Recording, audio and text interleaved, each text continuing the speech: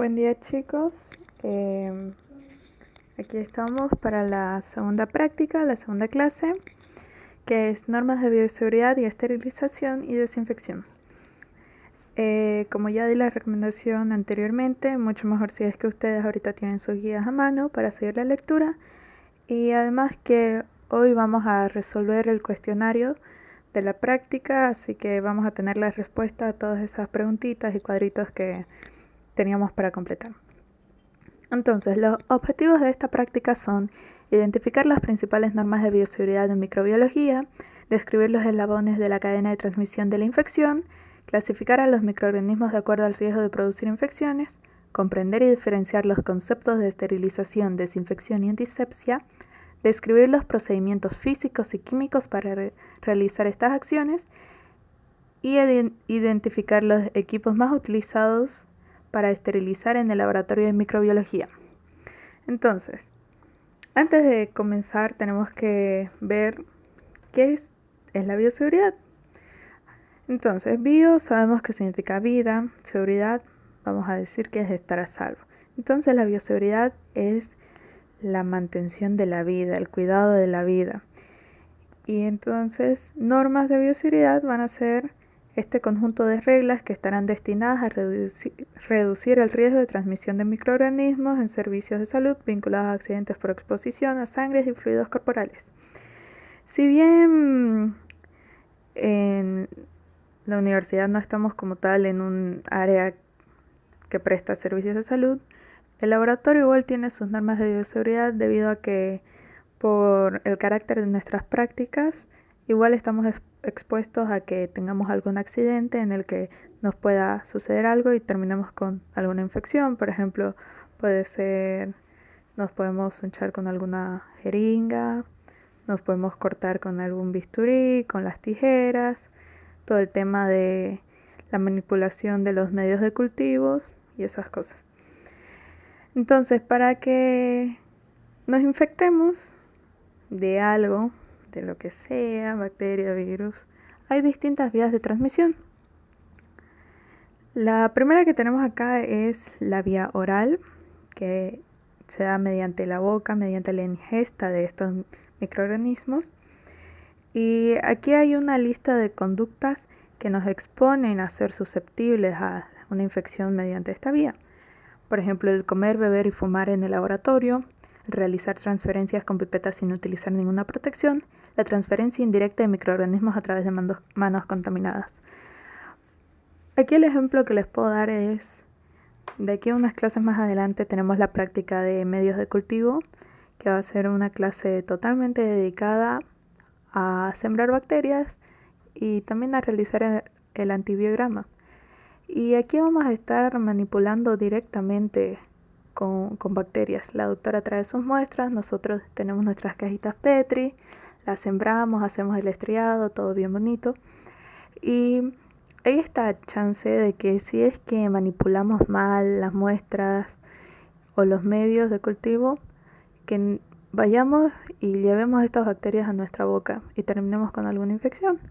Así que es bastante recomendable que en el laboratorio sigamos igual las normas de bioseguridad que nos han impuesto. La siguiente vía de transmisión es mediante la piel, es la vía cutánea. Esta puede darse por inoculación accidental con la aguja hipodérmica u otros instrumentos punzantes o de vidrio o por cortadores y rasguños.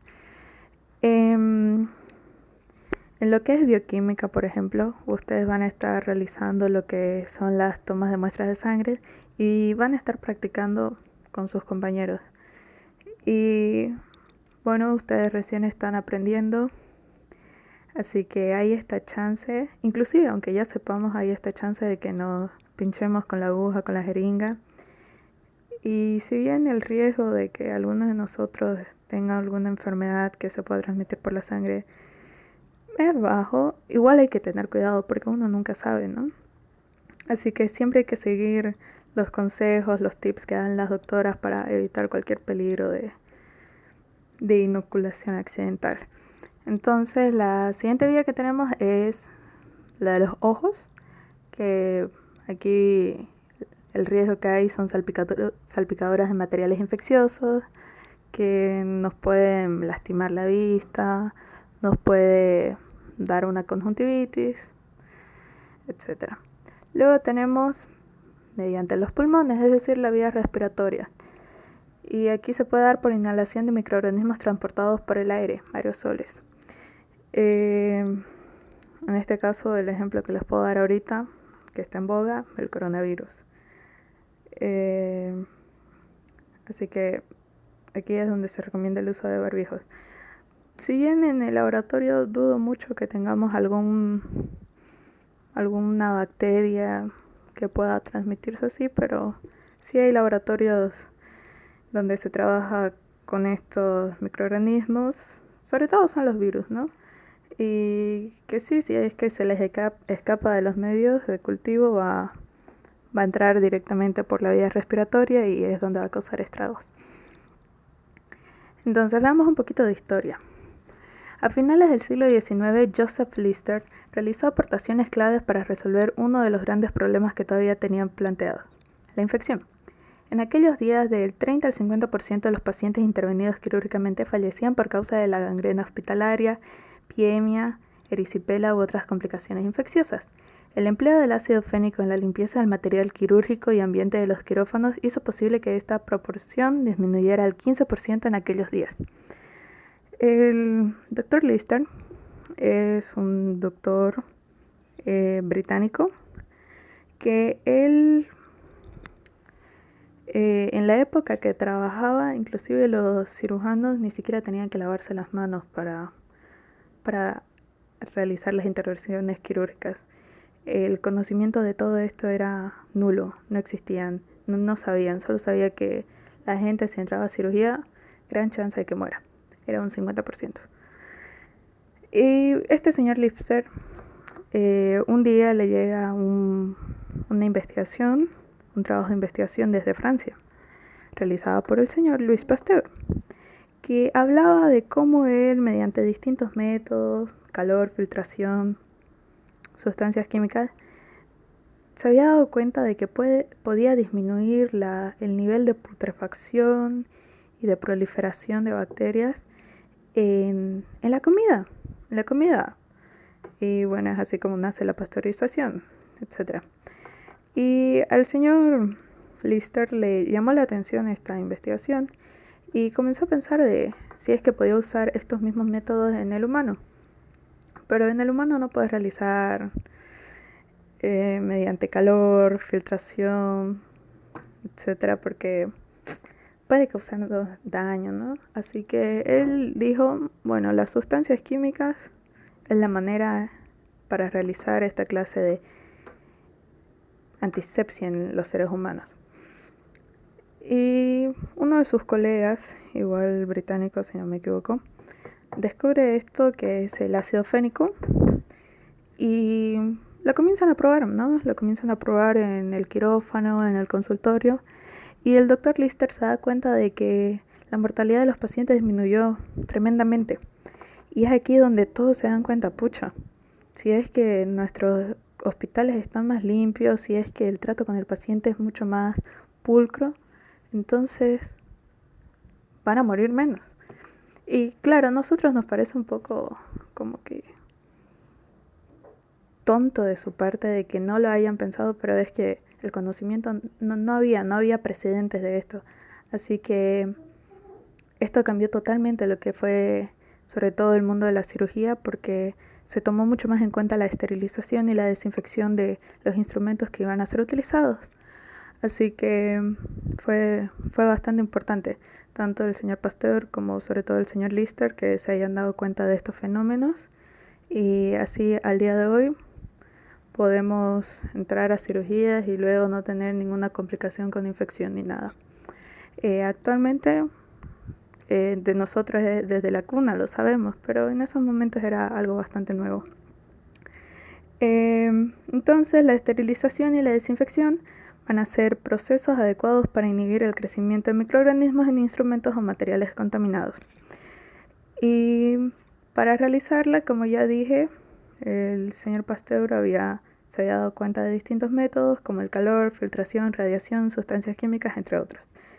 El que más usamos nosotros es el calor, ya que es un agente letal bacteriano y se puede aplicar a una lista de instrumentos y materiales bastante largos.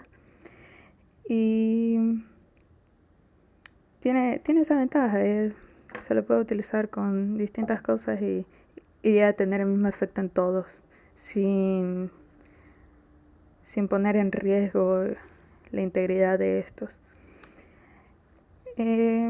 Así que comenzamos a responder al cuestionario. Bueno, la primera pregunta que tenemos es: cita dos formas en las cuales pueden presentarse las bacterias.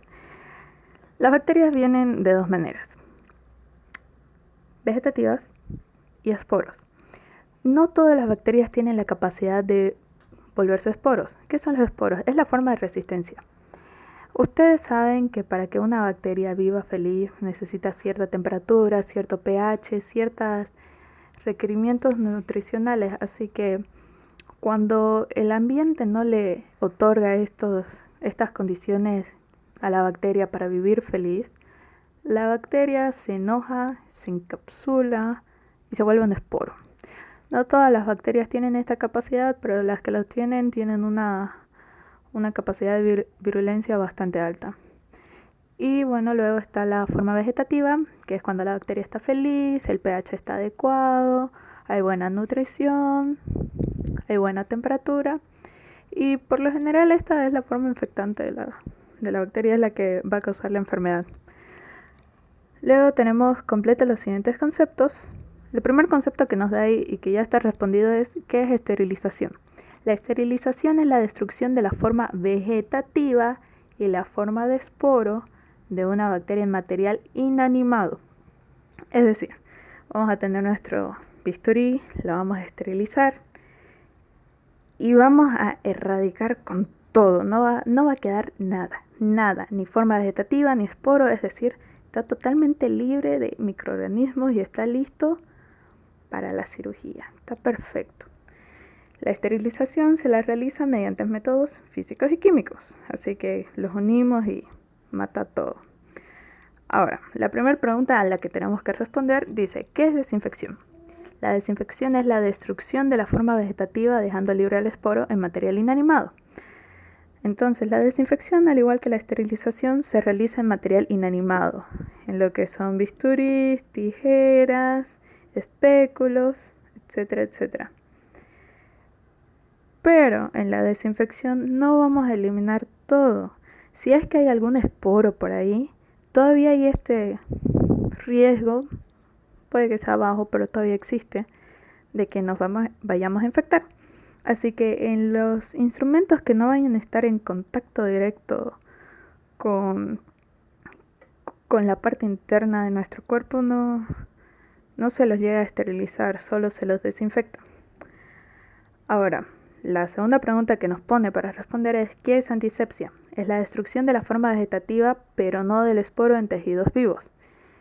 Es decir, tanto desinfección como antisepsia eliminan forma vegetativa, pero no eliminan esporo.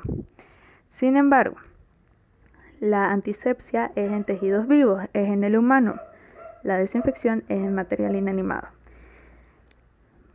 Ya, entonces, esterilización y desinfección, material inanimado; antisepsia, en tejidos vivos, en el humano.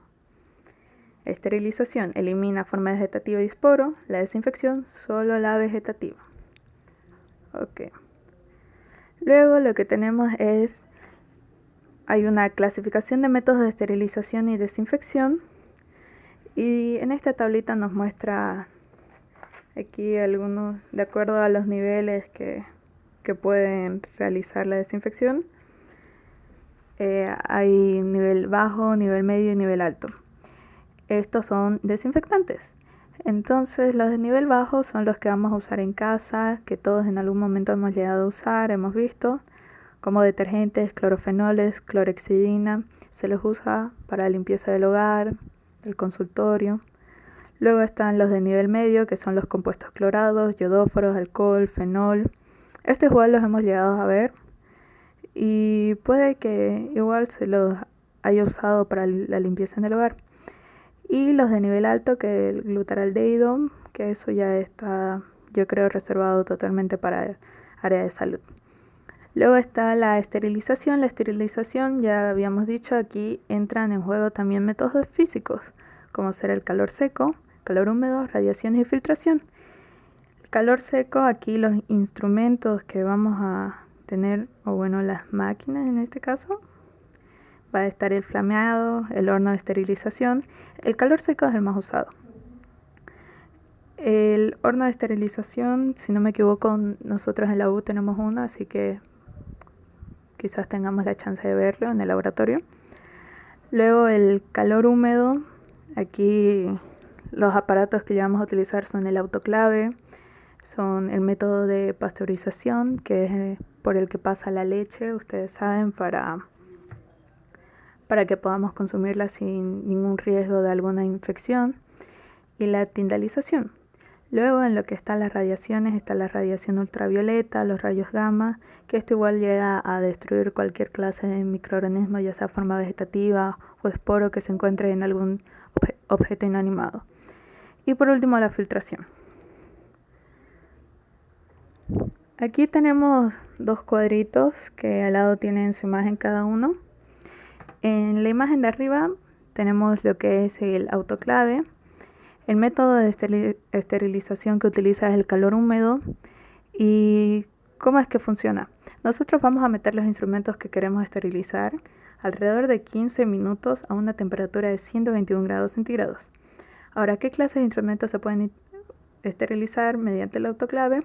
Podemos usar ropa de quirófano, líquidos como ser agua, plásticos termorresistentes, y ahí dice, el mecanismo de esterilización es por oxidación de los componentes intracelulares de las bacterias.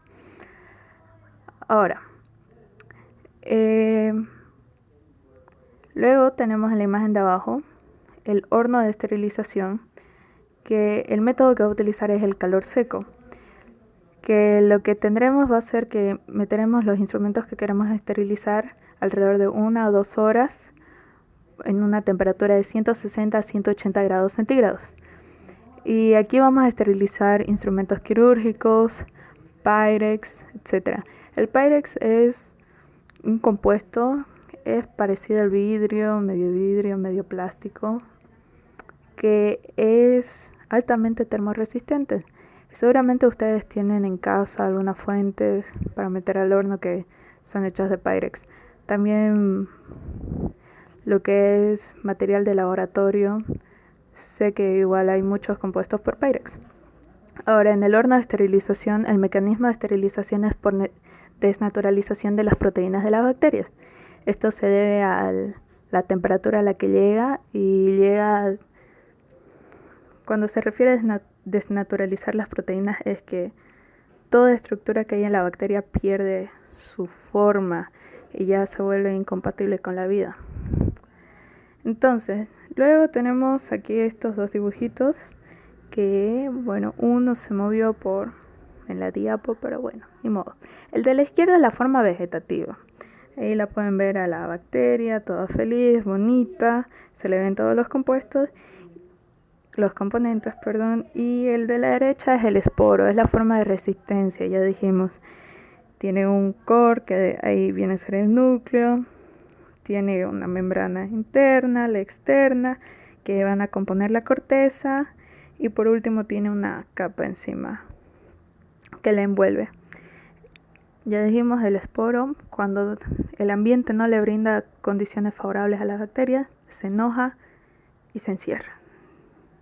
Se hace esta pelotita que puede vivir en condiciones adversas y está esperando el momento en el que el ambiente de nuevo se vuelva favorable y va a volver a proliferar, va a volver a estar tranquilita. Luego tenemos ahí una tablita, dice, investigue y busque ejemplos de los siguientes tipos de desinfectantes. Nos da 3 tipos distintos, los clorados, los yodados y los metales. En los clorados tendremos el hipoclorito de sodio, el cloroformo. En los yodados tendremos la tintura de yodo, la povidona jabonosa, y los metales nitrato de plata y mercurio. El hipoclorito de sodio es la lavandina, ustedes la han llegado a usar, yo creo. En los yodados, tintura de yodo, povidona jabonosa, igual supongo que la deben ubicar. Igual se lo puede llegar a utilizar para la antisepsia en las heridas. Así que seguramente en sus casas igual alguna vez han comprado o han necesitado. Luego tenemos esta otra tablita, dice cómo se clasifican los instrumentos de acuerdo a su asistencia al paciente. Esta clasificación se llama clasificación de Spaulding. Y los vamos a clasificar en críticos, semicríticos y no críticos. ¿Cuál es el criterio acá? Los instrumentos críticos van a ser los que van a invadir áreas estériles del organismo, así que necesitan estar 100% esterilizados. Por ejemplo, son los que van a entrar en contacto con nuestros órganos internos, ¿no? Donde no existe microbiota normal. Así que aquí tenemos el bisturí, tenemos las pinzas de Mostacia, las tijeras Mayo, etc. Luego tenemos los semicríticos, que son los que entran en contacto con superficies mucosas. Ahí está de ejemplo el espéculo, que se lo realiza las